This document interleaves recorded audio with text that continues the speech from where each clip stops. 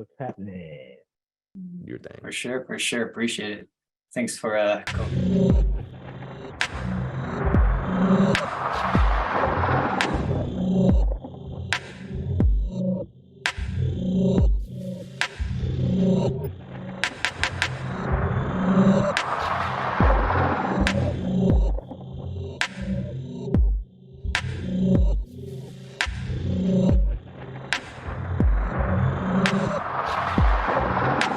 co-hosting this with me always. What's up, guys? Happy Friday. We got some new faces there. I know I spoke with a few of you this week, so we got some new faces in here, so appreciate you guys all jumping in. If you guys haven't scheduled a one-on-one with me just to get an introduction, letting me know who you are, book me on your calendar. I just opened up my calendar as of this week, so it's just some way for us to, put a face to the name and get to know each other and see how I can help you guys in any way. Because I think one of the biggest challenges when getting into multifamily is just trying to connect with the right people, finding out how to get started, where to get leads, how to get resources and all that basic stuff. So that's what I'm here to help you guys with. This is the powerhouse, and some of you guys are also sub two, and that's where Carlos and I we're both business partners in that sense. With the sub two family, that's how we met a few months ago. So we're just kind of bringing value to you guys by doing this every Friday. I do it for an hour and a half, 3 p.m. to 4:30. And I just show you guys exactly how I underwrite deals, show you guys the basic terminologies of how to get into, within the space, right? Because you have to know what the terminology is when you're speaking with brokers and other investors as well. But yeah, if you guys want to turn on your cameras, if you guys do have camera access, that way I can put all your guys' pretty faces to the name, say hello. Just pulling up some resources here on my computer real quick. I'm going to share with you guys some links. That way you guys have it. You guys can follow along, save it to your computer as well. Awesome. So where's if we haven't met yet, do me a favor, raise your hand real quickly introduce yourself. That way I know who you are, give you guys some recognition. All right, Brandon, what's up, Brandon? How's it going? Hey, good, how are you? I'm great. I think we haven't spoken yet, but I know you booked a one-on-one with me, right? Yeah, I booked a one-on-one, but actually, I hope you don't mind, I invited my mom too. Absolutely, we're working man. together. Okay, cool. Yeah, but yeah, feel free to share this link. Obviously this is for everybody that wants to get into the multifamily space. So if you guys can all do me a favor, just share it on your social media real quick. See if we can get a few more people in here. It's still a little bit early. Typically start this about 3:15, 3:20. Because everybody starts trickling in. Yeah, if you guys now. Appreciate it. Did you have where are you from? So I live in San Antonio right now. I'm originally from the Bay Area, but I live in San Antonio because I'm in the Air Force. Okay. You're in Vegas, right? I am. I sure am. Yeah, I was stationed in Nellis for a little bit. I don't know if you know that's out there, but I was out there for a little bit. Yeah. I haven't been on base. Huh? I said I haven't been on base, but I know where it is. Yeah. All right, cool. Yeah, so I was out there for a little bit, but now I'm in San Antonio. Awesome. That's pretty much it. But yeah, thank you for putting this on. When you talk about multifamily, is it commercial or also residential? So commercial is commercial. Yeah. So when we're talking about multifamily, it's anything more than 2 doors and up, right? Okay. When it comes to the residential side, as far as the lending, it only goes up to 4 doors. So anything between 1 and 4 doors is residential lending. Once you step into the 5 doors and up, it's commercial. Okay, got you. Yeah. You're welcome. Cool. Yeah, thank you for putting this on. I'm gonna share Absolutely, it right now. man. Appreciate it. Thank you so much for joining us. Duran Jackson, what's going on, man? What's up? Where are you from? Duran Jackson from Memphis, Tennessee. Located in, Tennessee. yes, sir. Located in Nashville. Closed 5 wholesale deals so far in my life. That's what's up. Acknowledge that I have imposter syndrome when it comes to how much money I can make. So I'm dealing with that right now to get over this hurdle to get to these 6 and 7 figure deals in months and years that I deserve and desire. So that's where I am currently. Got a friend who it just dawned on me that he's a hard money lender. So been attempting to coordinate getting him and Carlos connected. So we can get the ball rolling and hopefully get some deals funded through him. And yep, that's pretty much it. That's what's up. All right. Appreciate that. Thanks for sharing that, man. No yeah, problem. Don't worry, man. I think everyone kind of feels like that feeling of imposter syndrome, especially from the start. You know, you kind of have to gain some traction, feel like you have to know some, get education. That way you can give some value back. But don't worry, everybody's gone through that road. I still feel like that once in a while, right? It's like, okay, how do I, what can I give back beforehand before I can even say that I'm qualified to? But I think as I've been doing this for the last probably almost 2 months now, thanks to Carlos pushing me to do it, each and every week I get a little bit more confident. The way I speak is a lot more confident, and giving back to you guys, it helps me understand, and I retain the information a lot more, right? And I think this is coming from Carlos, that every time you teach somebody or you educate, you tend to retain about 90% of what you're teaching. So that's the reason why I'm doing it. And, it helps me build this community as well with you guys. And looking at the numbers, we have 37 people right now. And normally, I hate public speaking, to be honest, but I'm talking in front of the camera. So whatever, it's not as bad. But yeah, man, I appreciate you sharing that. Where's the link for the calendar to book? The link for the for the Zoom? To book to book. Oh, yeah. Let me do that. Give me a second. Sorry, I didn't even think about dropping that in there. I told you guys about it. So if you look in the chat room, there's 3 links that I sent prior. Those are the links that you guys can use to follow along with me once I start sharing my screen. These are just the resources that I have. You guys can follow along. There is that Calendly link. That way you guys can book a one-on-one with me if you guys want to, get to know who I am and how you can ask me questions and whatnot. We do it for 30 minutes and I get to know who you are. And then I'm going to share with you guys one last link. This link, please do not share it outside of this Facebook for this Zoom link. This is the link that we use to underwrite deals. It took a while for us to put this together. So this is just the resources that I want to give you guys for participating today and being here with us. Damn, we got 42. Hey, Carlos, what did I say? We're going to have over 40 members today, bro. Stan's excited. Stan is excited. Yeah, we've been growing, man. Yeah. I know you come in on Fridays, but there are sometimes we're getting at 50, 60, 75 people in here.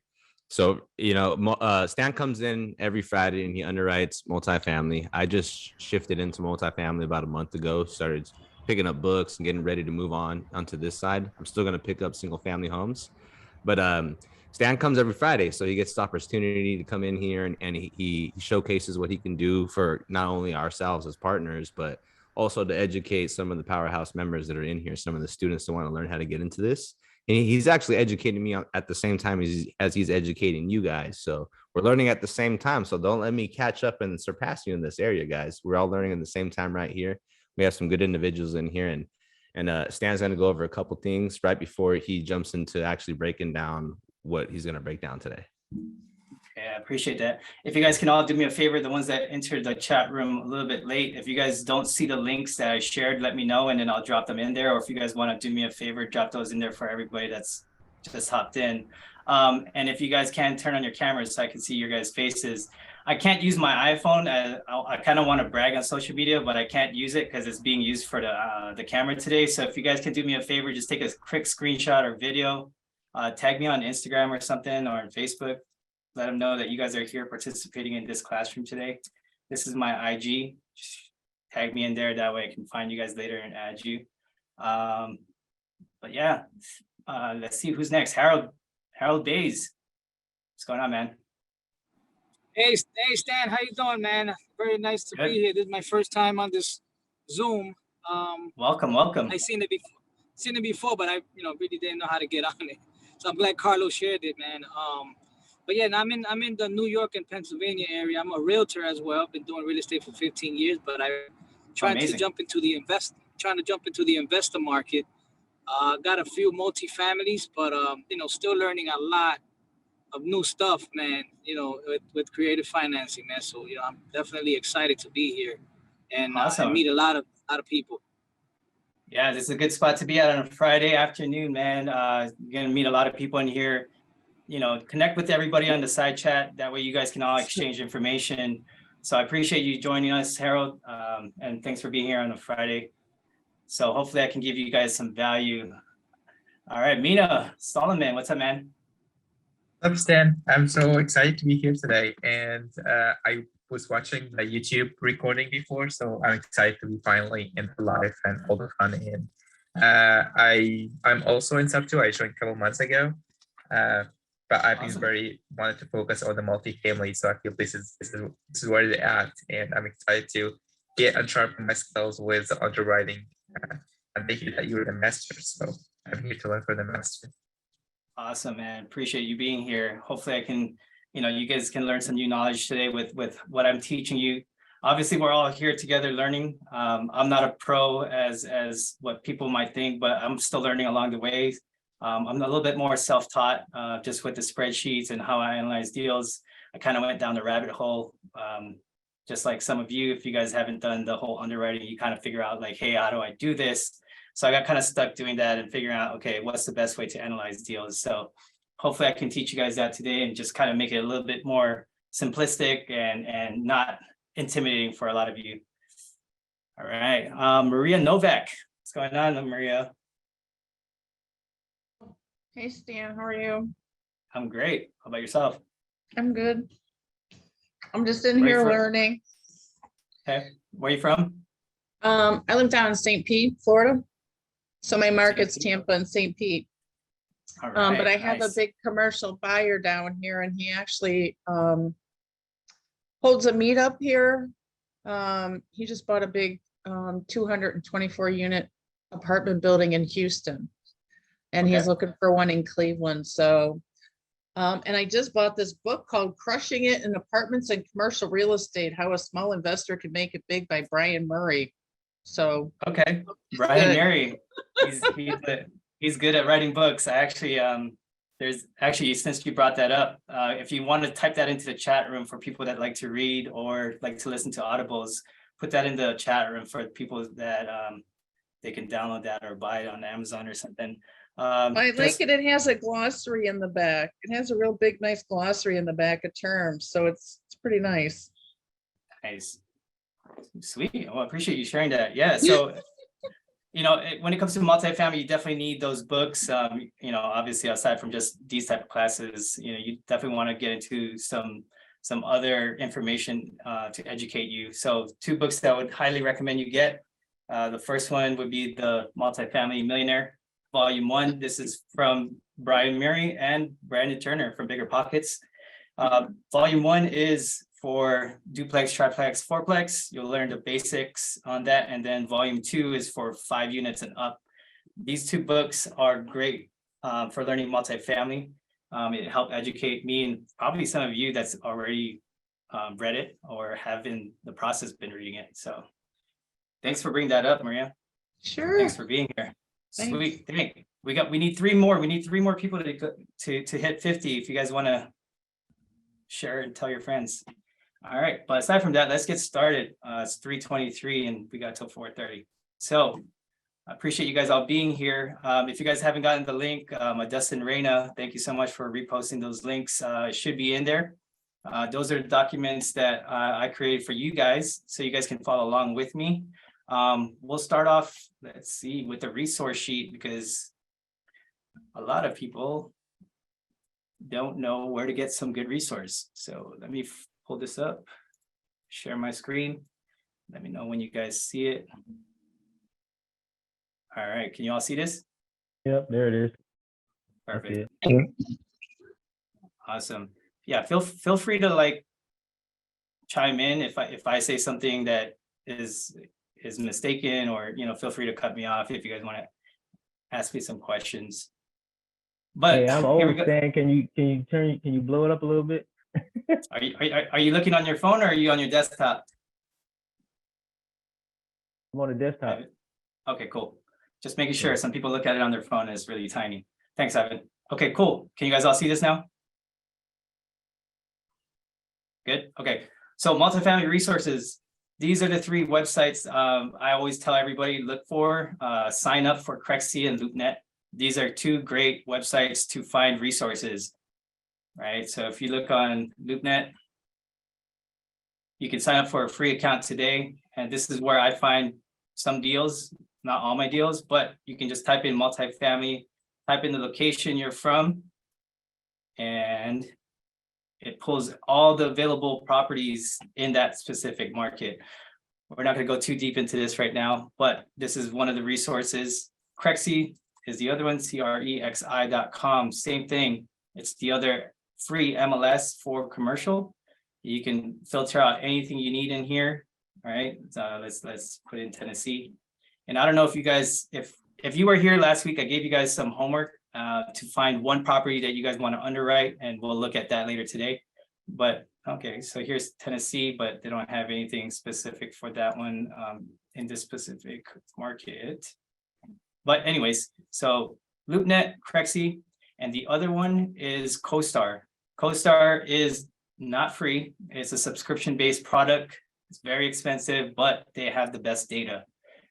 If you can afford it, once you start elevating your business and you have, money coming in, highly recommend CoStar as one of your ways to find deals. All right. And then the other resources down here is pretty much how to find, like Crime Grade is going to tell you exactly what the crime is around the area. It grades it based off of, the public information and the data that pulls, and it tells you, let's see, crimegrade.org. You want to know this when you're going into multifamily, because a lot of the times, a lot of investors like to identify whether the area that they're buying in is safe or not, right? So for example, I'm just going to type in a random zip code in my area. That way you guys see it and it's not pulling up. Let's try. All right, see, so it's really simple. It tells you right here, it's D+ based on the violent crime grade, property crime grade, and other crime grades. So it gives you an average, and it tells you exactly like what areas are safe or not based on a heat map. So that's that. Here's the other ones down here. For the Rent-A-Meter, this is one of my favorite websites. This is to basically cross-check what your market rents are. It's a free website. It gives you some data to pull from. All you do is literally enter an address in here. It tells you, you tell it what bed and bath count it is, and it'll give you metrics based on the other properties around the area. And it separates from houses, duplex, and apartment condos. If you get the paid version, it goes in depth of like specific addresses that you can find for those properties. I don't know how they do it with their algorithm, but it's fairly accurate, I would say. You can also cross-reference using apartments.com, for rent.com, apartmentfinder.com as well. Those are resources that you could use to cross-check your comps, especially if you don't have CoStar, okay? And here's the other websites. I don't have to go over here.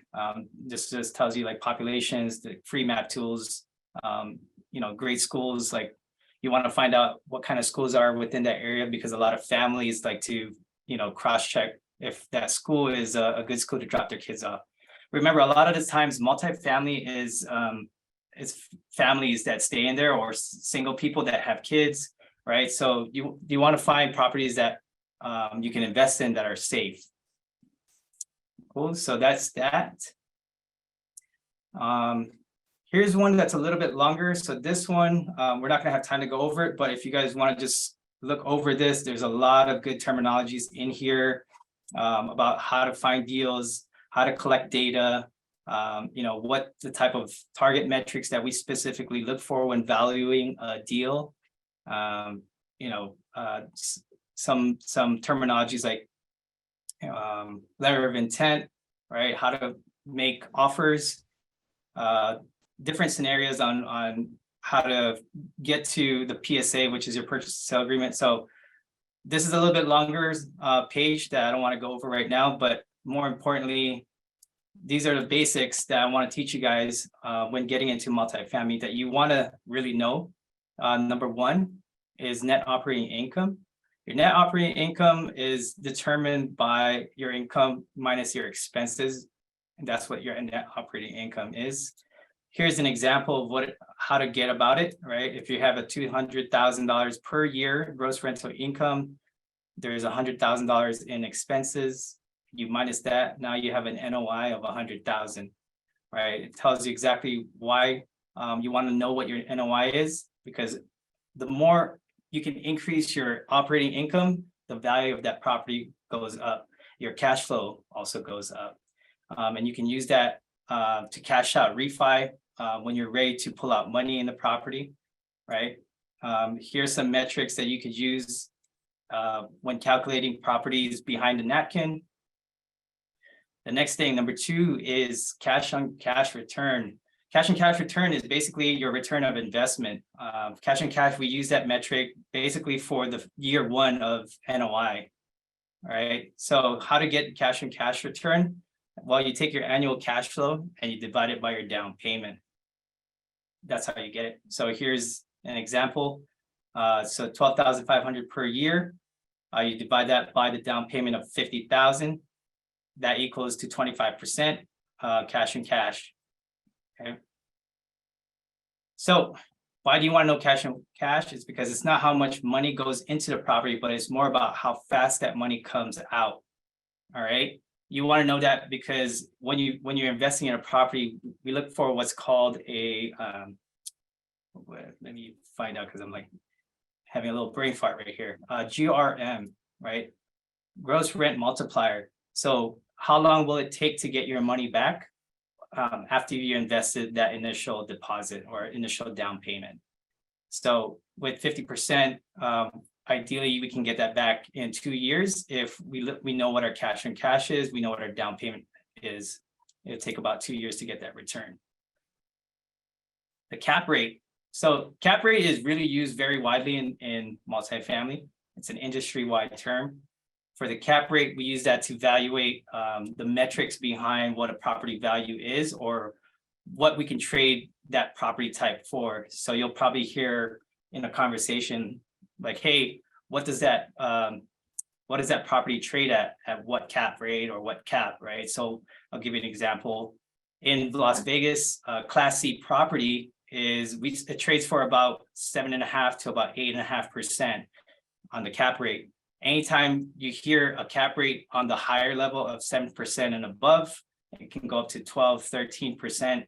The higher the percentage of the cap rate, the higher the risk the property becomes because it's either in an area that has higher crime rate, the property is underperforming, right? It's undermanaged. So the higher the cap rate also means that, there's already the expenses have been lowered down over time. But there's the operating income is not as high. So that tends to bring the cap rate up. When you hear something called stabilize, your idea for stabilization is taking that high cap rate and lowering it down to maybe anywhere between a 5 to a 6.5%. So remember that higher cap rates does equate more times than over as a higher risk in the property as an investment versus something that's on the 4 to 6.5 cap rate. That means more it's stabilized, right? So as cap rate goes up, ROI goes up, also the risk goes up. All right. But also right here, it says, don't be fooled by high cap rates. You can't manage your way out of a bad neighborhood. And what that means is if a neighborhood has high crime, it's hard to really get out of that. Most investors are really weary. So you're going to start hearing, the different classifications like Class B, Class C, and sometimes you'll hear Class D. We typically like to stay away from the Class Ds just because those typically fall into the war zones. There are some submarkets that have war zone areas. And that's where we consider bad neighborhoods, usually low income, higher crime rate. And, you as an investor, you don't want to be stuck in that, having to dig yourself out, because having to resell that there's a small pocket of investors that are willing to take on that risk. All right. Anybody have any questions so far? Not so far on my end. Cool. All right. Yeah, I didn't get water. Give me a second. I'm gonna get water because I'm talking too much.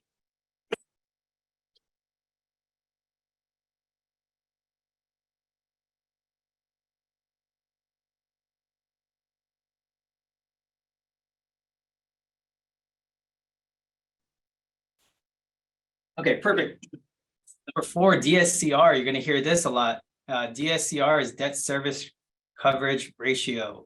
And what is a debt service coverage ratio? Well, that's the amount of cash flow left over after paying your mortgage. And what is your mortgage? When you have a mortgage, which you're paying your principal and interest, that's what we consider your debt service, right? Your coverage ratio is typically your NOI. So if you take your net operating income and you divide it by your annual debt service, which is your principal and interest, that's how you get your DSCR. So you'll probably hear of a DSCR of 1.25x.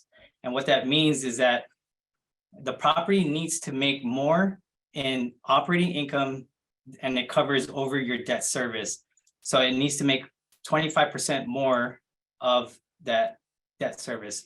So if your NOI is 100,000, your debt service is 80,000, you'll get a 1.25x. And that's what typically commercial lenders are looking for when assessing your property, right? Because you probably heard it, or if you haven't, you can actually get a commercial loan based off of your property's income.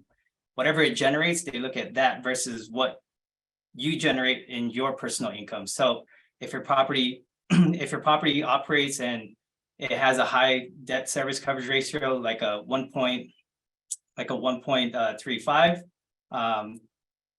that's a good sign, because now you're not over leveraged in your debt service. All right. So that's a good target to look for. The minimum right now, some lenders are looking for is a 1.25, 1.35. Anything lower than that, it's a little bit riskier for them. I know when the market was hot, there was some lenders that were willing to do a 1-to-1, which is pretty rare. I don't think you'll find that right now. But that's a good target to find, is a 1.25. There is sometimes, you'll find properties in the 1.4, 1.5, but almost somewhat rare. As the DSCR goes up, the down payment goes down, lenders will require less down payment. Okay. So something, for example, that we have in our potential deal right now, we're looking to put under contract. We have this 35% that we're trying to negotiate as an owner carry, right? 35%, we would have to bring in from a lender 65% of that. For that, that's an attractive outlook for a lender, because they don't have to put up as much capital that they initially would, which would be around that 75 to 85% that they were doing during the summer. Now with the market shift, now they're a lot more conservative with their numbers. They're not willing to put down as much on the LTV, which is the loan to value, and they're kind of pulling back. They're looking more for like that 50 to 65% loan to value, and then you would have to come up with the difference. Number 5, the price per unit and price per square foot. This is a way that we analyze deals based per unit. So what I mean by that is, if the apartment's price, the average price per unit, all right, is $500 for the price, and there's 10 units, that means that there's $50,000 per unit. And we use that pretty subjectively. There's a few ways that you can analyze a multifamily. You can use that per square foot, you can use price per unit, or you could use what's called the income-based analysis, which is what I would teach you guys later after we get done with this part of the class. Okay, So this helps us gauge what our offer is going to be. We want to make sure whenever we're writing offers, we don't want to overpay for a property. We want to be a lot more realistic, right? A lot of times when you're evaluating a property, if you don't know how to analyze it, you can over ask or you can overpay for a property, and that's bad for you. That's bad for your investors, and that's overall bad investment. Because you didn't know that, you didn't take in consideration maybe what the rehab cost was. You didn't take in consideration enough budget for certain things in the property that you should have. But that can hurt you in the end as an investor. Okay. And also something else is the price that they're asking for realistic? I've done some underwriting where I've looked into the profits and loss statements, the P&Ls, the T12s, and a lot of times brokers like to fluff the numbers. That's why you really want to dig in once you have something accepted and you're doing more in-depth analysis. You want to make sure that you have a T12 in place, which is your last 12 months. And you can kind of see based off of the profits and loss, what story is it telling, right? If there's a significant jump in a specific expense, you'll recognize that and say, hey, I found this on month 9. Why did the expenses for utility bill jump so high? Right, that would offset what your property value is, because it was just like such a big difference. And I've seen some agents do that, where they over ask for a price because they think that the property should be worth more than it is, but in reality, the expense and the operating income wasn't correct, right? Dan, I got a question real quick. Sure.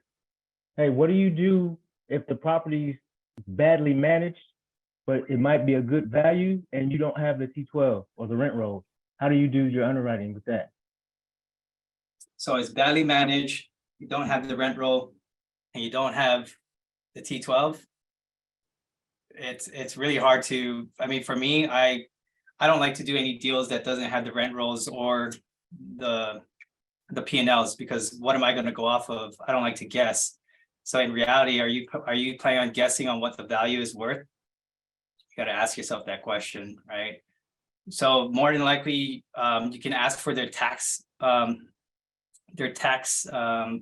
papers on what they claimed, and you can use that to kind of reverse engineer what their profits and losses are. But in reality, I would stay away from it. Even though, yeah, it's badly managed, but if they can't provide proof of what their rents are, the rental income is and what they've been generating, they can tell you, hey, it might cost, $5 million, but in reality, it should be only 2. So I don't typically like to underwrite those type of deals unless I have those 2 pieces of information. That's like the most important thing for me, is I need P&Ls, which is a T12, and I need rent rolls. And I don't like to submit any offers without that. I'm not the type of underwriter to guess what I should be offering to pay for a property. Oops. Give me a second.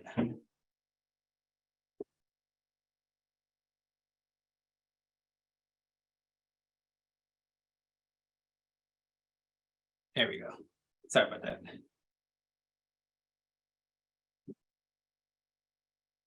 All right. Building classification A, B, C, and D. This is what I mentioned earlier. These are what we class different properties. You're going to hear this a lot. When somebody tells you their buy box, I only want to buy class types in the class B, class C, right? That's what you're going to hear the most. So what is a class A property? Class A is basically your newest, your best location, the highest rents, like best amenities, right?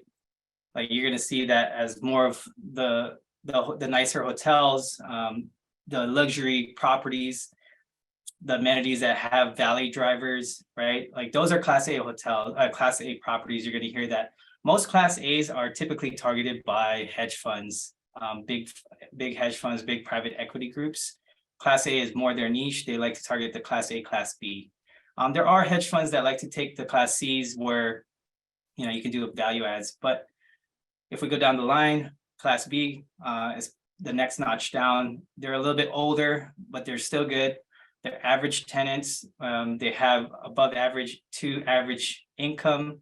They're in better locations, right? There's less crime compared to a Class C. And you typically have more of like the above average amenities and different finishes in the property, right? And then you have your Class C. Class C is your oldest buildings, lowest rents. They need updating, right? Lower to middle class income tenants, higher crime grades.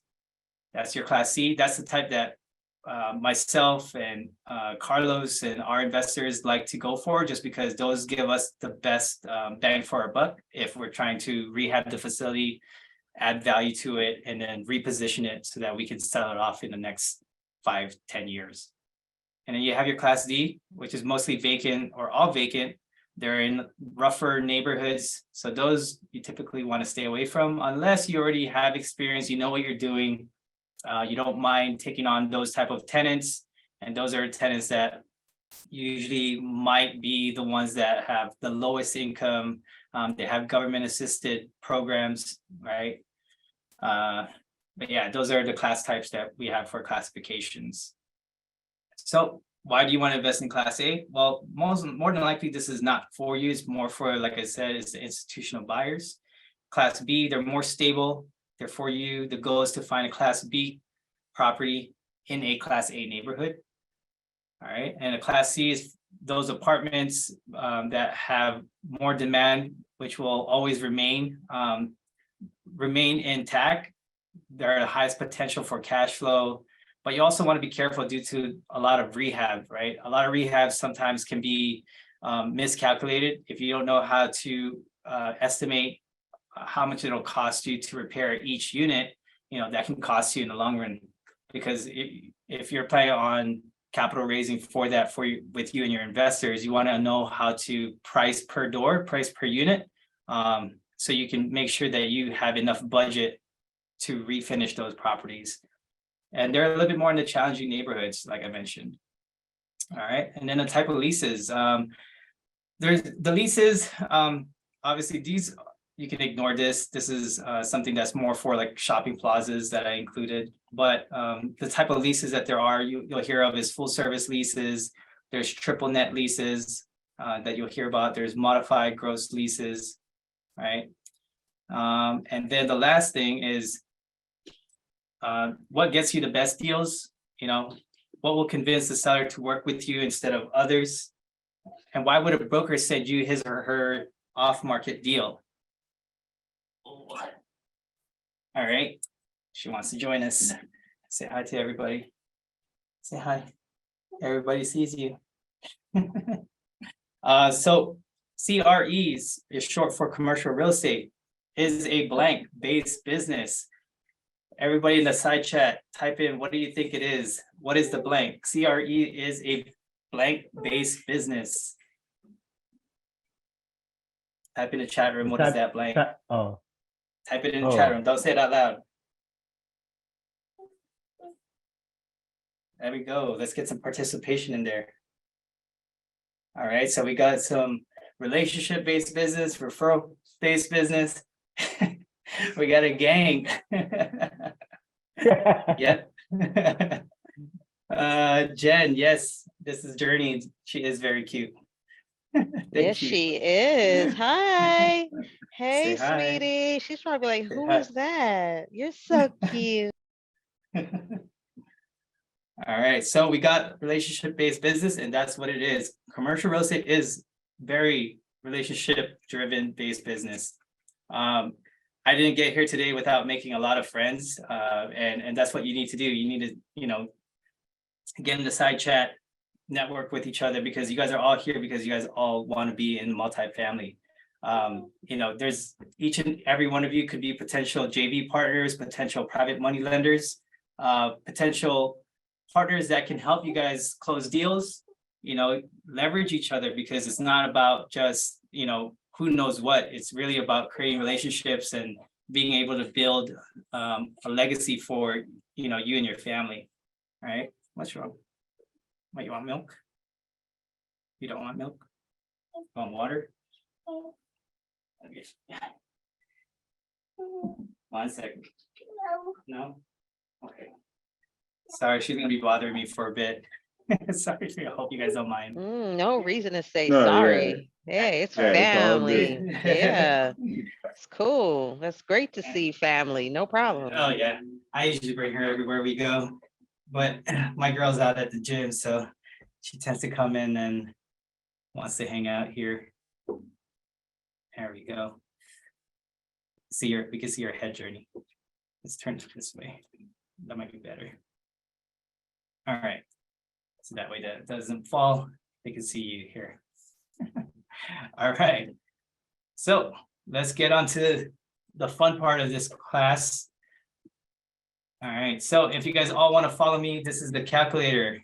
This is where you guys can plug in numbers, use this as a way to find the deals.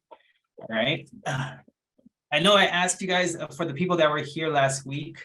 1 second, let me fix this. If you guys do see something like this on the functions, and you guys have this already open in your spreadsheet on your Google, go to settings, I think, and then you just go to calculation, turn off, and then turn it back on. I think that might be the reason why this is acting up. So let me make sure that this is on. Unless I broke it somehow, give me a second. Oh, actually, you know what? It's probably because, okay, there we go. That's why, it's because it's 0. Okay. Yo, Stan, Yep, I know how to fix that, dude. I can fix all those for you one day, whenever you want to get together. okay. Yeah, it was just because the value was 0 on my purchase price, but we're all good. No, Okay. it's fixed. Yeah. All cool. right, so, perfect. So, let's see the chat room. So if you guys were here last week, did anybody do the homework, pick the property that you guys wanted to underwrite, or did the underwriting yourself? No? No. You too, Journey, you didn't do your homework? All right, no worries. So There's a lot. Go ahead. I wasn't here last week. I had one that I wanted to ask you about, but it's not a multifamily, so maybe I have to catch you offline about that one. Yeah. It is commercial, but it's not multifamily. It's actually Bank of America. What do you mean it's Bank of America? Somebody owns a building that Bank of America is leasing, and they want to get out of the lease. Oh, Not Bank of gotcha. America, but the person who is the owner that's leasing it to them, they want to walk away. Oh, gotcha. Okay, yeah, if it's not multifamily, then let's do it another time because this is the multifamily class. No, I understand. That's why I was saying is, can I catch you offline for something like that, or that's, you don't get into those at all? I typically don't unless it's is it just an office building? Is that what you're mentioning? Or like a retail space? It's an office building, but there's other businesses in there besides Bank of America. Yeah. Yeah, I don't typically look at that. No. Okay, got it. Thank you. Yep, you're welcome. Okay, cool. So Stan, how does the homework work? Like, we send it to you ahead of the Zoom? Is that how it would work? I wasn't here last week. Yeah, no worries. So I just asked people that were here last week to pretty much go on LoopNet, or if you guys want to go on there now, look for a property that you guys feel like it might be a deal. And we were gonna underwrite it together, but it's fine. We can just use pretend numbers for now, and then if somebody has a property that they're looking for while they're on the computer, then we can look at that after. I need my keywords here. All right, so if everybody's looking at this, the way that this particular calculator works is it does a 10-year assumption on the properties. So we're looking at what we call a pro forma. Pro forma means what the future projection of a property can generate, right, based on assumptions. So if we look on the deal metrics on the left side of this calculator, this is where we punch in all the numbers that we need. And you're probably asking, what's the difference between the blue and the black? The blue is where you can type in your information, which is the numbers. Anything in black, do not touch. everything in the black has a formula attached in the cell. So that means if I put in a number, all right, you guys can follow along with me. I'm putting in $1 million. Okay. Everything else has filled it up automatically, right? I already have in there 10 units. So at $1 million, let me upgrade this real quick per unit. Trading. Daddy's using the computer. All right. So this is per unit, right? This is breaking it down. And it just goes down the line. It's very simple. Purchase price, we got the closing costs, number of units, rentable square foot, and then the going in cap rate. Everything is already punched in. So this is numbers that we're just playing around with. This is not a real deal. Okay. And then if we look towards the bottom here where the return metrics are, the target metrics that we typically like to look for as a standard is 15% IRR. We got 2% or 2 times equity multiple, and then 10% cash and cash return. In here on the right side is what it actually produces based on the numbers that is already presented in the calculator, right? So we can massage this based on how the metrics look like, but as of right now, this is just what it's spitting out, okay? If we look right here on the capital information on cell B, row 13, column B, we have capital budget. This is where you put in the rehab costs, okay? If we decide that we're going to do $100,000 for the renovation, okay, it's gonna plug it in, and then we're telling the calculator it's gonna finish in year 3. Everything here where it says capital improvements on cell F, G, and H21, it's already dividing it over 3 years for us. Okay, so this is a pretty cool calculator. Like I said, everything that's in the blue and the black, you know, just follow and stick with those information. Don't change it. All right, so every year we're telling the calculator that the capital reserve growth is going to be growing by 3%. This is a cool feature that I added on recently, which is the loan type, where if you want to do amortized payments over the life of the loan, or you could do interest only payments. And if it's interest only payments, it's going to calculate just the interest. Okay. And this is pretty standard right now with commercial lending. They're doing a loan to value of 65%. Origination fees are about 1%. Interest rates now are climbing. So it might be safe to say that this could be going to 6.5 to 7% now. Okay. And then more often than not, at the moment, commercial lenders are going with the 25 years amortized on their loan terms. Okay, it's shortening. It's not that 30-year as like a single family home, but let's say you get something on terms with a seller that you're negotiating something creative finance, then you can bump it up to 30 years or however you guys negotiate those. And then exit cap rate, this is what you want to put as in what the next buyer is planning on purchasing it at, right? So if we're saying that this property is currently at a 10.8 going in cap rate, we're buying this at a 10.8 cap. We're planning on selling this at a lower cap rate at 7.5, okay? Or let's say we want to sell it at a 5.5. Then if you look at where right here on cell J31, this part changes, right? 7.5, then it goes to 1.7, right?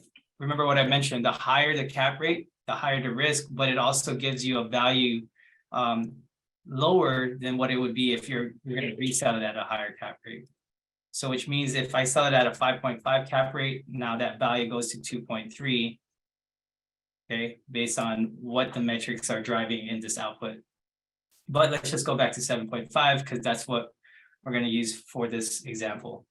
Now the cost of sale, this cost of sale is what you're going to be giving to an agent, if you decide that you're going to hire a broker or a realtor or a firm to help you sell the property, this is what your cost of sale is going to be. This is their commission, right? So anywhere between like that 2 to 3% is where we're good to go. But as you notice, if I change this, you can see everything else on the bottom changes with the leverage, IRR, the multiple, and the cash and cash return. And then for the sale year, most investors right now, they typically like to buy and hold when it comes to multifamily, and the average selling time is about 5 years.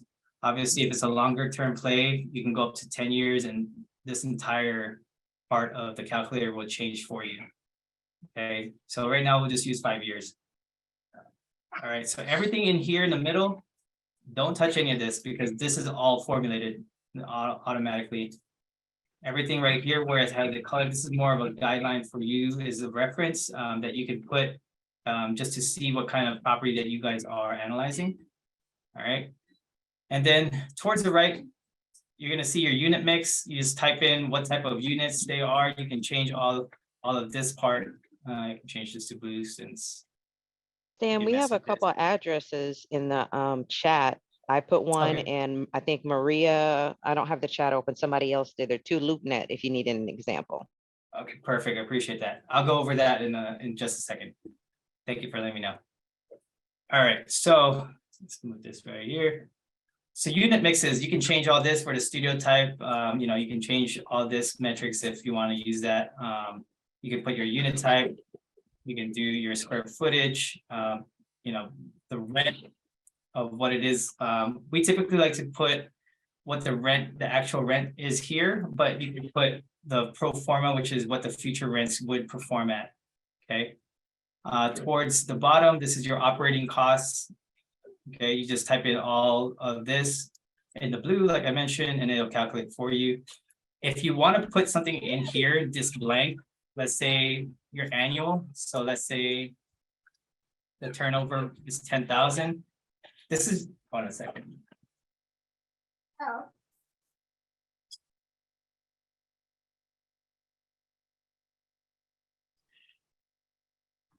Don't put it in there, please. All right, so you can plug this in. This is more for an annual number, and this is breaking down based on the 10 units right here. If you want to see what the formulas look like, just double tap on the spreadsheet cell and it'll tell you exactly where the cells are, where the formulas are driving this specific number or formula. Okay. For this part, the deal metrics, this is more for what a lender would underwrite the property at. This is more for like once you understand how to use this calculator, this would be a little bit more helpful. But as of right now, this might be a little too advanced to explain. But we can go over this another time, or if we do a 30-minute call, you can ask me questions in there. And then all the way to the far right, this is the physical vacancy and market growth per year. This calculator is very, very advanced. So you can type in, per year, how much physical vacancy that there is. So if year 1 is 50% vacant, it'll calculate that for you. And then, let's say year 2, you have 30% vacant, and then year 3, you have 5%. This automatically gets calculated in the middle. Okay. So it goes right here where the physical vacancy is. All right. So you might be asking yourself, okay, when do I use this part of the calculator? For me, I use this once we have something more executed, because this goes deeper into the financials. If you want to do a very quick nitty-gritty behind the napkin type of calculation, on the second tab below, it's called the reverse valuation. This is where you can analyze the deal real quick within less than 5 minutes. All right. This is going to be basically what you're going to look for and help you save a lot of time on valuing a deal. So how do we do that, right? Right here, just focus on the inputs. Focus on the inputs right here in cell B3 all the way down to B9. All right, so this is, I'm going to start this off at 0. All zeros, okay.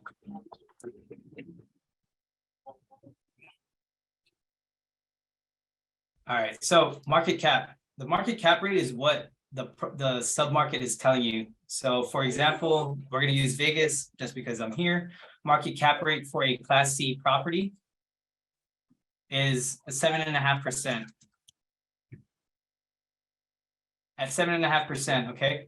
And then what we're trying to identify is what is the property gonna look like once it's fully stabilized? So with that being said, we're gonna use 5% as our vacancy, as our standard. Okay, that's gonna be a default of 5%. Other income, we can leave that blank for now because we don't know what the other income is. There's no, yeah, we'll just leave that blank. Pro forma.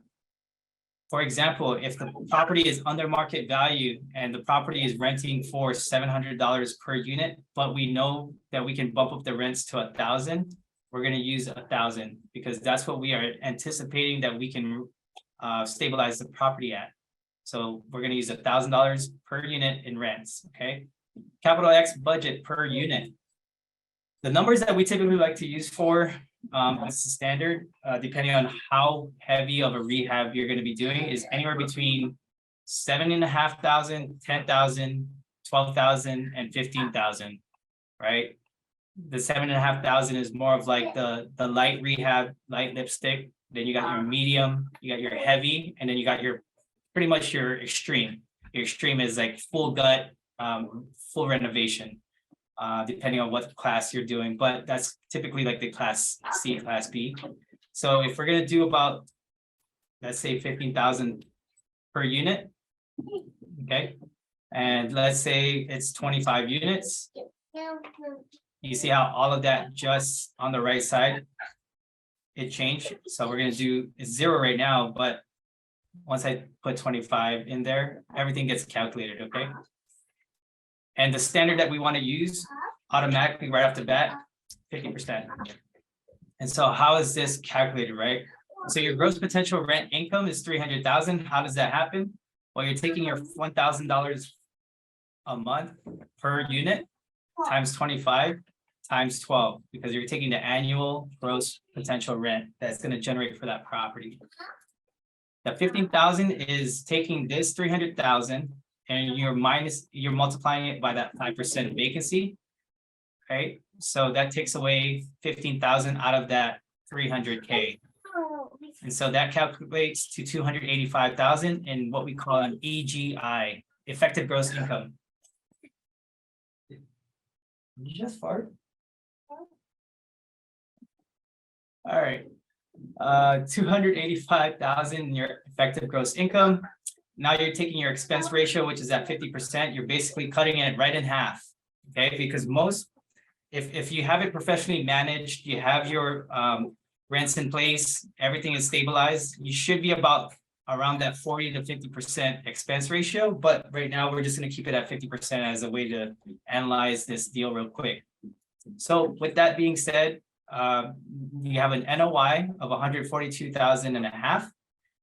Your total rehab cost is going to be about 375,000 based on that 15,000 per unit at a market cap rate of 7.5%. So that just reverse engineered what our property should be worth stabilized after all said and done, right? So that's going to come out to about $76,000 per unit, and it should be valued at about a $1.9 million at 7.5 cap. But let's say, you know, the market tells us it's actually a 6.5. Now that value just went up to 2.192. Okay. Hey, Stan, could I ask you, could you clarify the expense ratio? I couldn't get that part. What is that calculating, like the expense ratio? What about it? What does it mean? The expense ratio is like the ratio of what your gross potential income is behind your expenses. So it means that how much of that ratio is being taken out. So it's going to take out your effective gross rental income, and you're taking out 50% of that right off the top. How much of your so how much of your operating income you're going to use as an expense to fix the property? Well, it depends on how much your expenses are, right? So right now, this is just a quick and easy back of the napkin. We're just using 50% as our ratio. out of the income that we're generating, we're taking out 50% and we're using that towards expenses. That could be anywhere between utility bills, your property management of 10%, let's say, if you have any professional services that you're having hired, right? Any of these right here, any of these operating expenses could total up to 50%. And that's what we're just using for now. And that's typically how we analyze a deal right off the top without having to go deep into the numbers. Okay, so if a property is worth 1.9 million, now you're going to ask yourself, okay, what am I supposed to offer if the property after repair value is worth 1.9 million, right? And this is at 76,000 per unit per door. Well, if it's a value add, if you look right here, there's 3 different metrics that we use, right? Value add, if it's stabilized, or if we're wholesaling the property. Right now with the market cycle, we're using at about 70% on that ARV.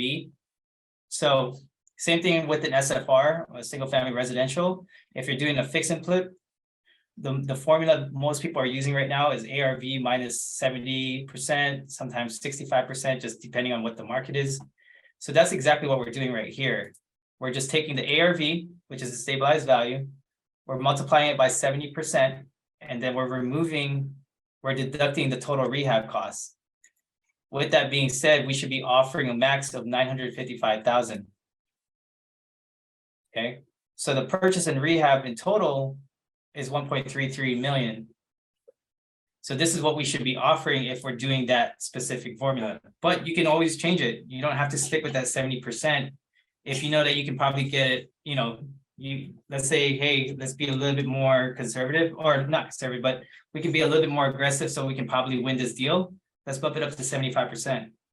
So now you have to offer 1 million, 1.5 million. Okay. So that's the quickest way to get the behind the napkin type of calculation, is by using this exact formula right here. And then right here in the middle is your loan to value, if you want to use that loan to value refi numbers. And then if you decide that you want to wholesale the property, you can wholesale, you can add your wholesale fee right here. And this is what you're going to be offering for your max allowable offer.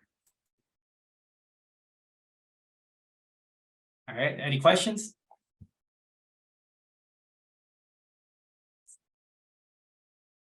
Yeah, I got one. What would be like, so this particular property at that price, what would be like an average or standard wholesale fee? It's really up to you, right? So I'll give you an example. If right now in Vegas, if a Class C is trading at about $75,000 to $100,000 per door for a value add, it's the same. As long as I get inside that specific average price per door, let's say I get it at 85,000, but somebody's willing to pay me $100,000 per door, my wholesale fee can be anywhere between that $15,000 spread. I put in a contract for 85K, but I can resell it 100K per door. That's my wholesale fee, right? And then you just multiply it per door. So for example, one of my buddies, he found a property that was 160 units out here. He put on a $5,000 per door fee when he sold it to the next investor, because it still made sense. As long as the numbers fit inside that investor's buy box and it still fits in the metrics that they want, you can add whatever fee that you feel like you would want to sell it to them, but it still has to make sense. And that's where the calculator on the first page, the MF valuation, really plays out. Okay, you can massage the numbers however you want, as long as those numbers will make sense for your end buyer. Cool. You're welcome. All right, so next, the next formula, or the next tab that I want to share with you guys is the formula cheat sheet. In here has what I shared with you guys earlier on the document page. This has the breakdown of each specific metric. The function formula in the black obviously already is formulated. So if you type in what the NOI is, you type in the cap rate, you'll get the purchase price. If you want to find out what the NOI is, you type in the purchase price, and you type in the cap rate, that's what you're going to have as your NOI, all the way down to your net cash flow. This is a very, very good, this is a very, very important Yeah, page that's a that you cheat can sheet. use. That's cool. It's a great cheat sheet. And I like this one with the forced appreciation. This is one of my favorite formulas where, like I was saying earlier, if you have a property that's under market value, let's say it's as average rents is at 650, but you can bump it up to 1,000, right? Now you've added yourself $350 in upside of average rents. If we're going to use that same exact 25 units, right? And you have a 95% occupancy rate at 12 months and a market cap rate of 7.5%, you've just added $1.33 million in upside of value in this property for just raising rents at $350. Now, let's say we want to bump it up to just $100, right? Oops, I'm sorry, $100. So that would be 900.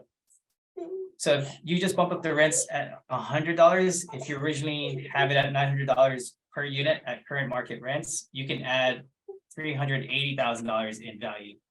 And this is why multifamily is very attractive to a lot of investors, because you can do this with value adds. You can't do this with single family, right? We don't analyze single family the same way as we do with multifamily homes.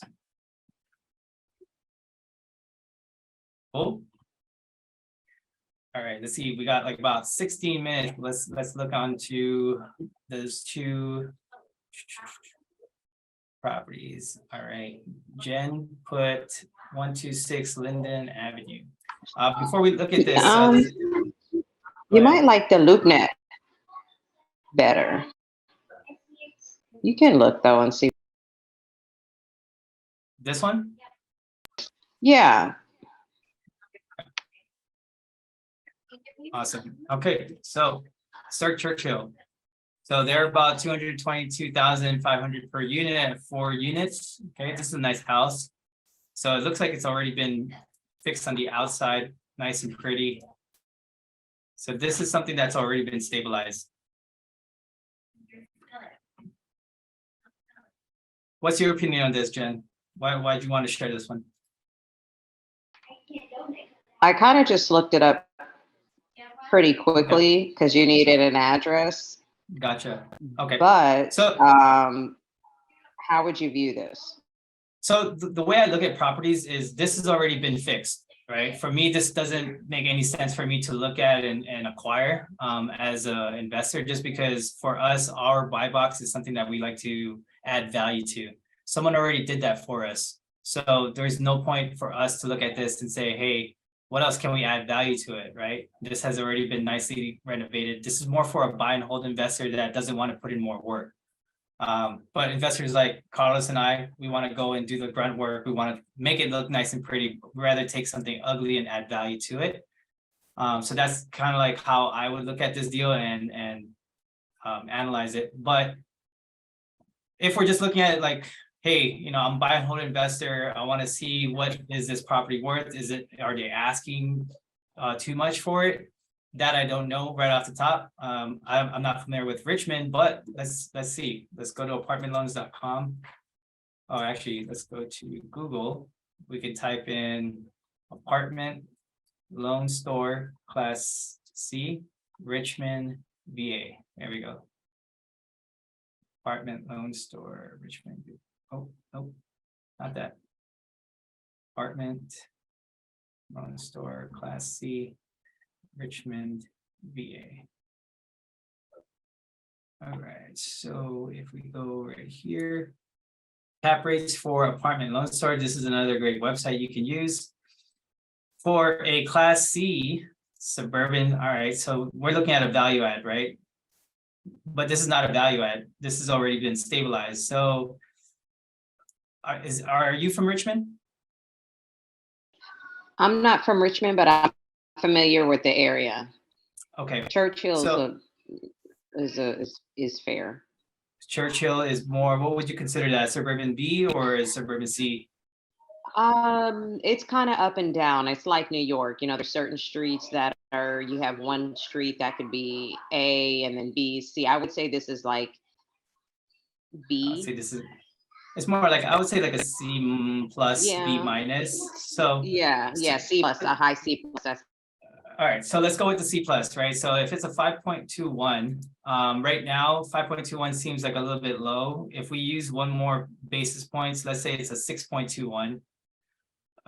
We can type in on the calculator, right?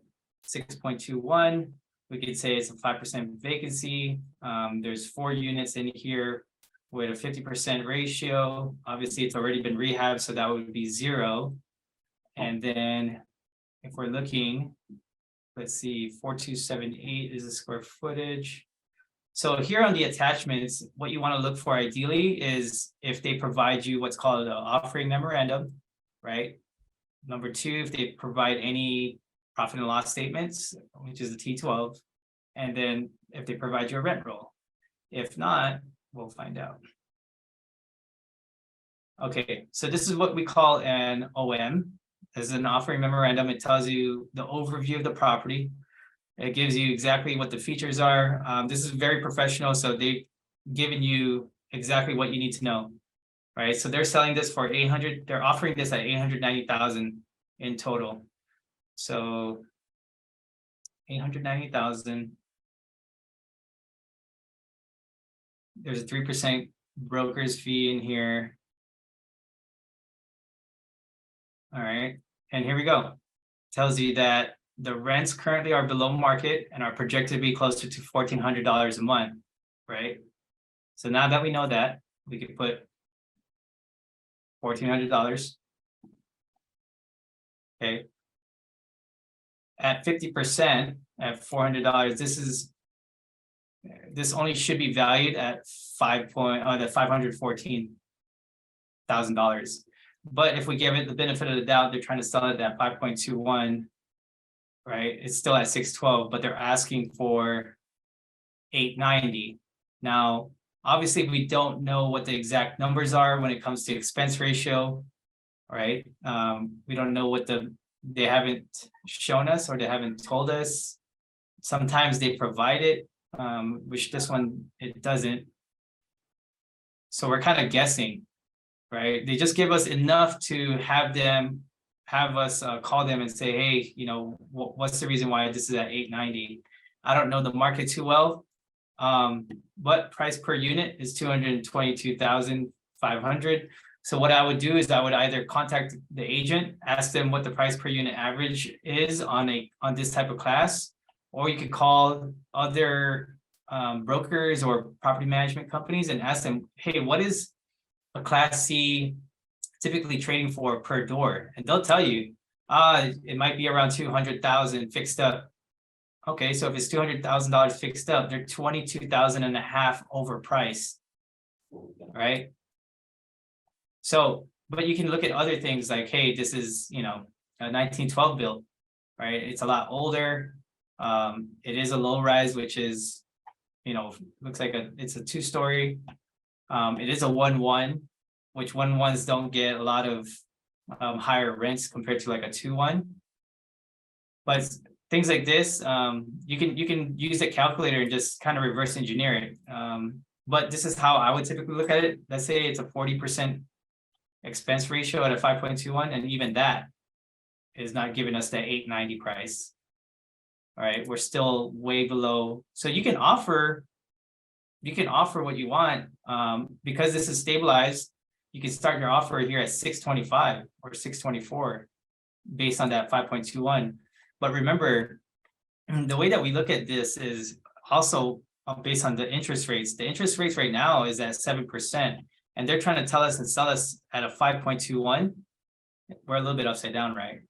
So it's really up to you as to, hey, is this worth making an offer on at that 890 price, or would it be better if we offer at a lower price, right? And in this market right now, you can literally throw an offer and negotiate it that way because it's not a seller's market anymore.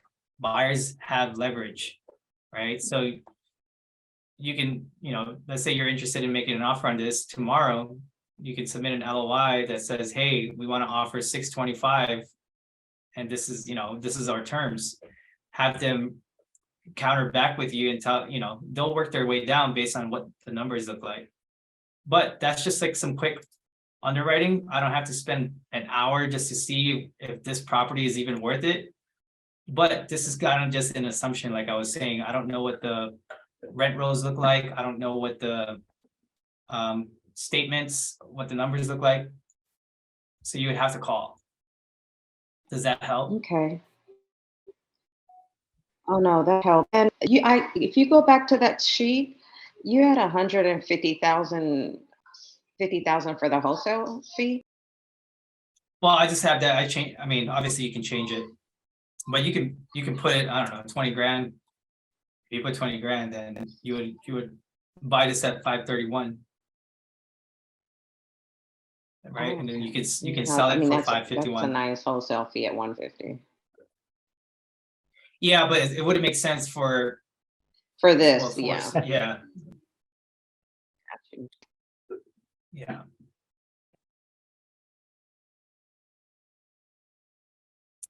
Any other questions?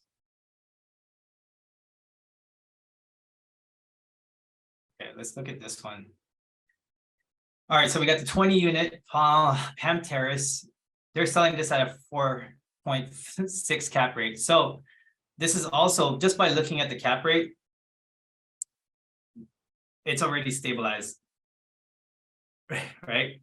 This does say that it does have value add opportunity, but nobody's going to want to buy a value add opportunity at 4.56 cap rate. The idea is to buy something at a high cap rate, typically 8%, but you can start off at 7.5 if you want. For us, we're looking at properties that are 8% cap rate, and we want to stabilize them down, right? Because what's the point of buying a value add opportunity at 4.56 cap rate and try to sell that at 3.5 cap? That doesn't make any sense, right? With the high interest rates right now in the market, and you're selling at a super low cap rate, like this as an investor wouldn't make sense to us. But let's just look at this deal anyways, just for shits and giggles. Okay. So there's all right, so this is a CA, confidential agreement. This is basically something that, they put out like a NDA that basically says, sometimes you want to read this, that says you can't go around him if you decide that, you can't advertise this publicly if you sign this. All right. And then if you're a wholesaler, or if you're someone that's looking at NDAs, you always want to make sure you read the NDAs and says, because sometimes some wholesalers will get sneaky and will put on there like, you can't do business in this specific area for 3 to 5 years, right? And now you're stuck. So you got to be careful with sometimes how wholesalers send you their NDAs. Make sure you read that. You don't want to get stuck in a long-term NDA that you didn't expect. This one's already under contract, so there's no point of analyzing this. It's already, I mean, off the top, it's already not a deal for us. But if you guys want, here's something that you guys can do over the weekend. If you guys decide that you guys are going to look for properties, go on LoopNet, Crexy, type in the state that you want. I'm going to use Tennessee again, just because Tennessee looked like it had some cool properties. All right, so I'm going to do for sale. I'm going to do multifamily.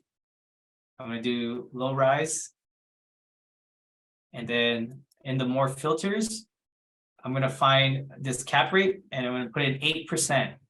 Okay, 8% and all of it. And this is where I was telling you, if you start at 8%, now you can stabilize the property down so you have a higher resale value. Okay, so for instance, this one we were going to look at last week, but we didn't have time. I have 3 minutes left, but if you guys want to do some homework on this, feel free to do so. There's 25 units, $86,000 per unit at 8.70 is the cap rate. This right at the top is a little bit more attractive because now you have some buffer to play with, right? When doing some value adds. Actually, this is something that I might look at over the weekend. So if you look at the attachments, like I mentioned, it'll give you all the information, the overview. This one's a little bit more specific. They tell you exactly what their operating expenses are. So you can plug this into calculator if you really want to do a deep dive on this, and it'll spit it all out. Like I said, this is more in phase 2. Once you have something a little bit more, what do you call that? If you have something under contract. But if you want to play with the calculator and understand how this one looks like, you can do so. Just plug it into the right side and have fun with it.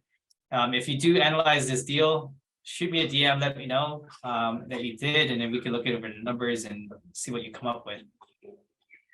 But I'm going to leave the floor open for some Q&A. My mouth is getting a little dry and my throat is getting sore. So feel free to ask me some questions. I'm going to open up the floor for you guys to, ask me something. Hey, I got 2 questions if you don't mind. Sure. One question is, if I find something I don't really, still don't really understand how to do it, would you be willing to JV on it? Multifamily. Yes and no. That's the easiest answer I can tell you, because it just depends on what state. If it's a state that's not landlord friendly, I don't recommend looking at it, just because we don't want to waste our time on states that are not landlord friendly. Those are the 2 things you want: landlord friendly, and you want a state that doesn't have any rent regulation. So no rent control and no It's landlord friendly. state landlord friendly. Yes. So keep those 2 things in mind: landlord friendly, no rent regulation. Like, I don't invest in anything in California because you can only bump up rents like 3% a year. Right. Okay. So that's like, I was gonna say that's kind of like New York too. I think they have rent control there, right? Yeah, rent control. I think New York is like 1%. So Okay.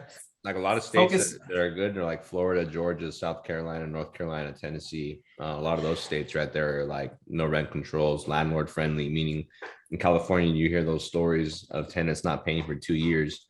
When you get served, you have a certain time period on the East Coast on some of those states that I just named, where the sheriff will just walk you out at the end of it. They're landlord friendly, meaning they're protecting the investor. In states like California, big populated states too, like New York and stuff, they have so many laws and regulations to protect civilians that's why, an investor can lose out in certain states, and some people can buckle down and squat there for a while. And that happens, and since I'm, even if I wasn't new, but because I am new, I don't want to take an opportunity when I'm not up there yet, cash flowing and have a lot of money to take a loss, and you're going to concur losses all the time as you get into investing. They happen. But yeah, all those states, you can look for more landlord friendly states for sure. And no cap on rent rates going up. Okay. And then my second question is, so I'm working with my brother who's working with a guy that is like in his 80s. He's trying to get rid of a ton of multifamilies. And by ton, I think he's got like 37 of them. The ones he's trying to get rid of first, he doesn't have any tenants in them. So I don't really know where to even, I don't want to say I don't really know where to go with them, but how would I go about at least trying to figure out what I should make an offer on them at? Because for me, I'm going to go as low as I possibly can. You got cut off. You got cut off the last like 2 seconds. He said he didn't like you. No, what I said was no for the last. So my brother has a guy who wants to sell like 37 multifamily properties. Some of them are vacant. He wants to get rid of those vacancies first, the vacant ones first, right? Which makes sense. But the issue is I'm not really sure where we would start at or how I would begin valuing those. My brother has a ton of multifamily properties already, but all the ones that he ever bought had tenants in them and they were active. Maybe one side was dead, meaning nobody was in it, but the rest of them, they still would have somebody in it. These haven't been occupied in these 7 haven't been occupied in like 3, 4, 5 years. Wow. What's the reason why he hasn't tried to promote it or advertise it? He hasn't really cared because he's got so many of them that are performing. So he's just been sitting on them. He was like, man, I got so many of these performing. I don't even really care. They're just sitting. He's writing them off. What state is it in? Indiana. Indiana. I'd be happy to help you analyze it and just see if you can get if you can get the pro form, if you can get the T12 and the rent roll from him, we can look into it. See if it's worth wholesaling to somebody. If you What want would the to. rent rolls be? But if it's been empty for the last 3-4 years, Like maybe even completely 5 empty? years. Yes. Okay, These so- are, yeah. Okay, so in that specific property lot, how many units in total? Just 7? One of them that I know of for sure, it was a commercial building he was converting. So he's got all the framing done for 6 units, got all the electrical, plumbing, everything run for 6 units. But he quit working on it like last year. So it's That's just the first 6, ones. it's just 6 units and they're all empty. That's it. All empty. Yeah. Okay. It does have a so- commercial space downstairs though, with a garage and all that. Okay, so if it does have a commercial space in it, the way that we would analyze that, because it doesn't produce any income, you would have to use an app that, let's say CoStar, or have a broker, we could talk to, and we would have to do per square feet, because it doesn't generate any income, so you can't really use the income-based analysis, right? You would have to do a comps based on the per square footage. Because this is more, it sounds like a mixed use. And it's a living space plus a commercial building that has retail. Is that what it is? Yeah, so it's that's what he was going to build, was a mixed space, but instead he told my brother a couple of things. I was going to make this one a mixed space where you got 6 units and then you have a commercial space downstairs that's going to be, like a flex space if somebody wants to use it for an office, any of those people coming down, but they would have to have they'd have to pay some sort of monthly fee to have it for that, right? The other thing he said was he was going to allow people to use it for storage in those 6 units, because it's a huge garage. It's like I think it's like a 40 by 30, so it's pretty good size where you can divide it up and then charge people storage, people who live in those units. Mm-hmm. But yeah, back to what you're saying, mixed use, yeah. Yeah, so it would be a mixed use property, and because it doesn't generate any income, you would have to go by per square feet and compare it to other units that are like the same, and use that as your comparable. Okay, so that's what I started doing, but I didn't know if that was right. We started looking up rent for units that's going to be units that are comparable to what's being built there. And then we just kind of ran it that way, but didn't really know what to do with the mixed space. I guess I would do the mixed space the same way too then, right? Absolutely, same way. Okay, got it. Yep. And I think you can go up to max, I would say 10 miles. Obviously the closer you can get in comparables in a smaller radius, you use that first, and then you kind of expand out about 10 miles max. And if you can't find anything within 10 miles, then you're going to have to expand a little bit more. But ideally that's kind of around the maximum radius that you want to use for your comps. Okay, all right, sounds good. Wow, there's still 42 of you in here? Shit. Okay, well, hey guys, question. Did you guys find value in today's class? If you guys did, show me in the side chat that you guys did. Just, type in value or something. I just want to get some feedback. Let me know how I did, and if you guys, learned something today. Sweet. Thank you. Yeah, I'm impressed, man. I didn't think that there was going to be 40 of you guys spending your time on a Friday with me. So I really appreciate you guys doing that. If you guys can do me a favor, every Friday, if you guys feel free to jump in. Like I said, those resources I gave for you guys is for you guys to use, study, and keep it to help you guys analyze deals. Carlos and I, we are working on a 75 unit out in Texas. Just want to let you guys know.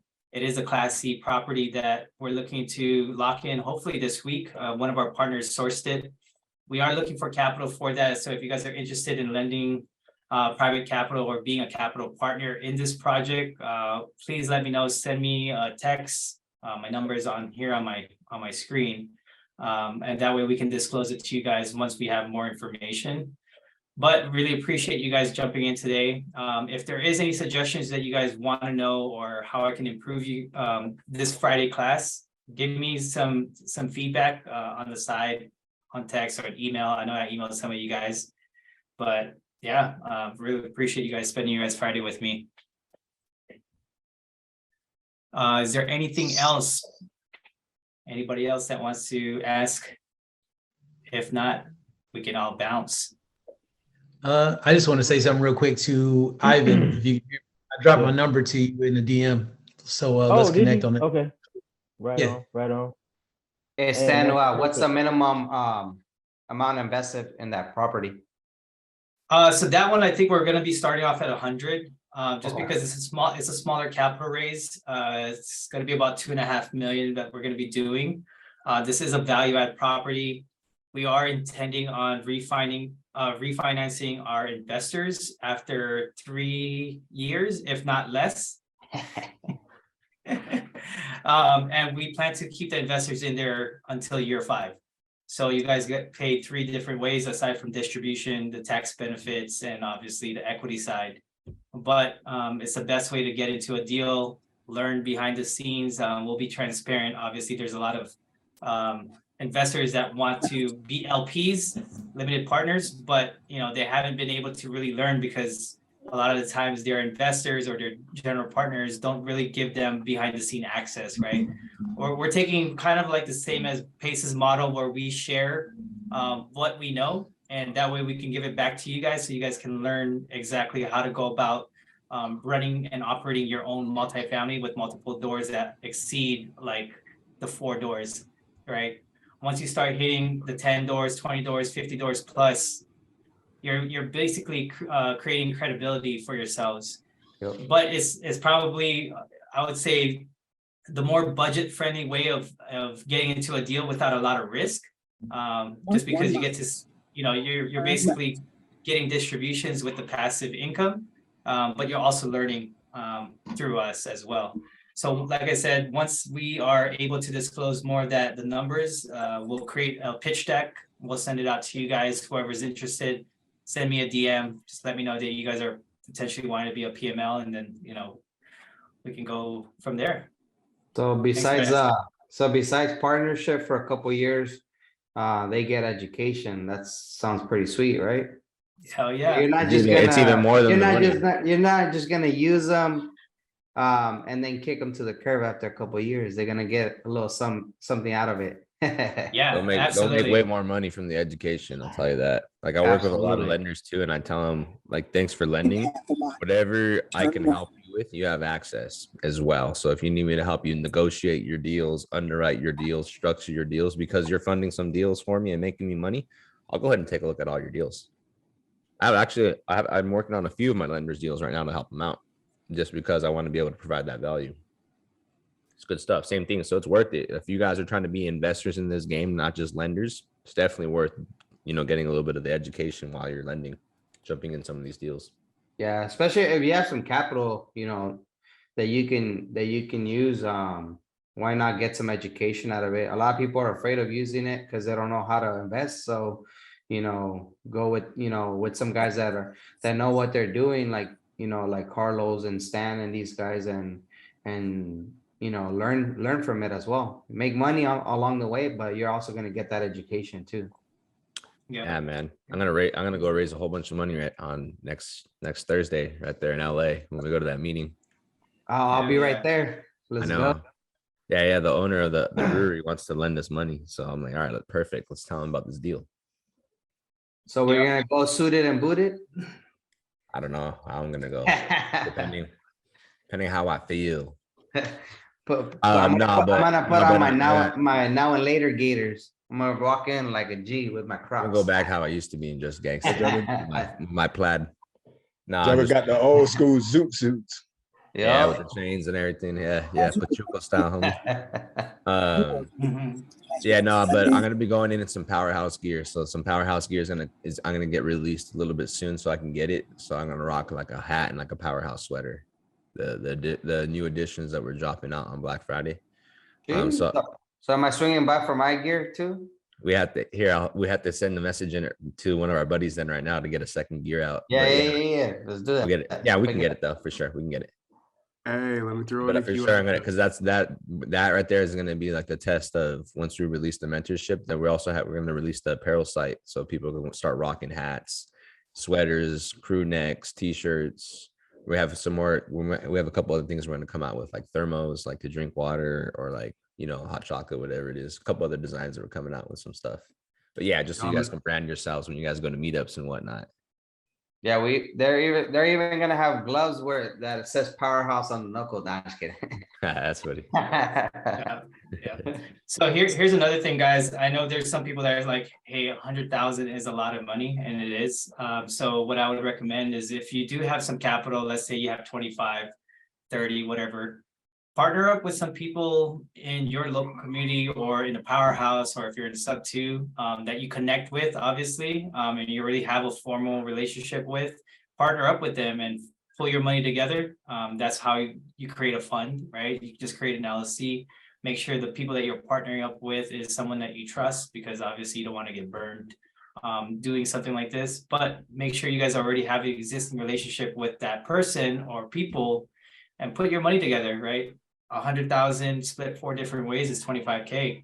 Now you can jump in that way. You're basically paying a small tuition to gain access to a big project like this, right? And that way you look at it as, hey, I'm not just getting education, I'm getting paid distribution, but I'm also learning and meeting other people that's within, you know, this specific project, and I can learn, and now I can say, hey, I'm part of an investment that has X amount of doors.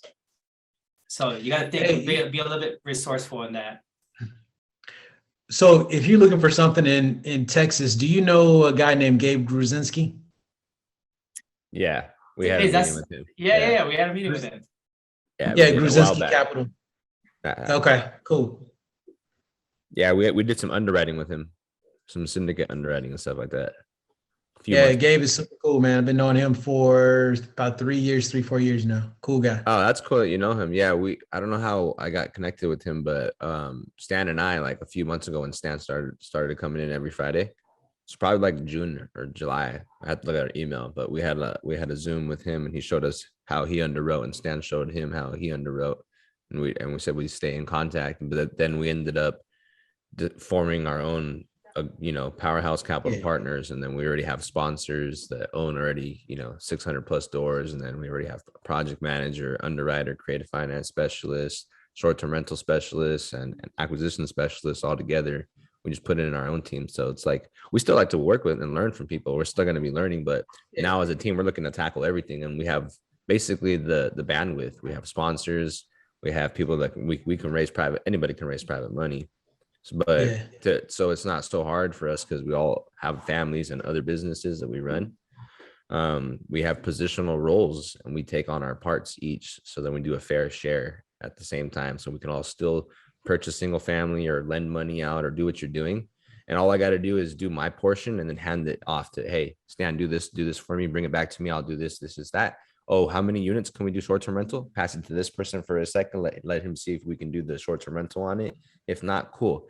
We can close it. Yeah, you need to see some credibility. Okay, cool. Here's our sponsor. Here's the credibility. Here's the knowledge. Once we're done, we pass it on to our project manager, which is my mentor, Brad, who is like hounding me to get into oil. He keeps calling me like, hey, do you have you have anybody that can give me like $2 million? I'm like, no, but I can look. He goes, nah, if you're not in it, because you're already doing your thing.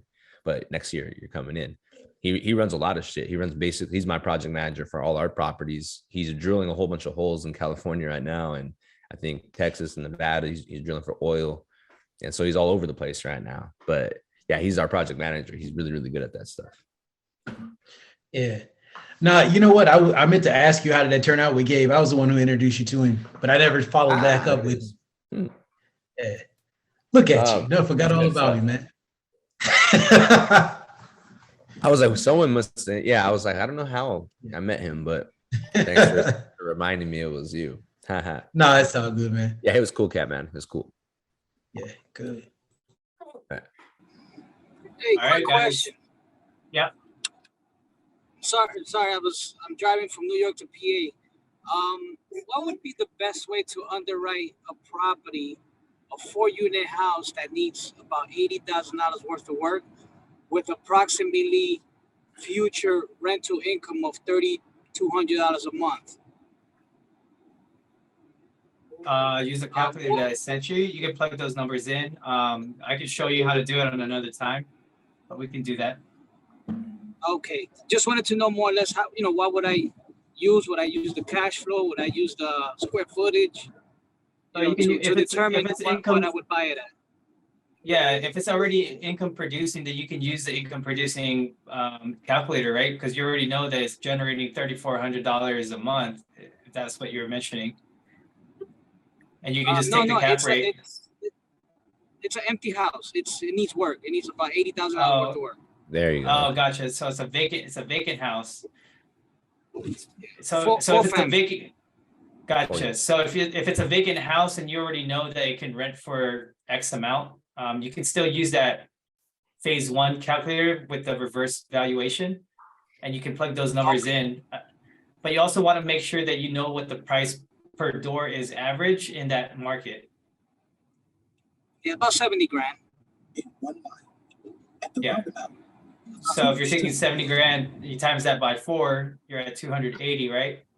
Now you got to make sure that that price is close to or average of what the seller is trying to get it for. Do I have to subtract what I'm gonna pay for the repairs and work with that, or do I base it off the 280? So it would be based off of what the stabilized value is. So if you know what the ARV is, you take that 70% and then you take down your repairs. So ARV times 70% minus repairs. If you plan on wholesaling it, take away your wholesaling fee, and that's your max allowable offer. If you just plan to keep it for yourself, then you don't need to add a wholesale fee. Okay. So the ARV minus times 70%. ARV times 70% minus the repairs. Correct. Got it. Okay. Good. Yeah, that's I just needed something rough to go by. Thank you, Stan. Appreciate it. You're welcome. 0.1 miles. All right, guys. If you guys don't have anything else, I look forward to seeing you guys next week, Friday. If you guys haven't booked through my calendar yet, look in the chat room. There is a calendar. And then let's get going. Thank you. Have a good night. Thanks, All right, guys. Stan. Thanks for coming in, brother. Thank you so much, man. Thank you so Thanks, much. man. Dan. Appreciate it. Thanks, Man, Dan. take care, brother. And Thank the you. Man, man. always There. delivering. Hey, Thank you, guys. Have a Carlos. good night.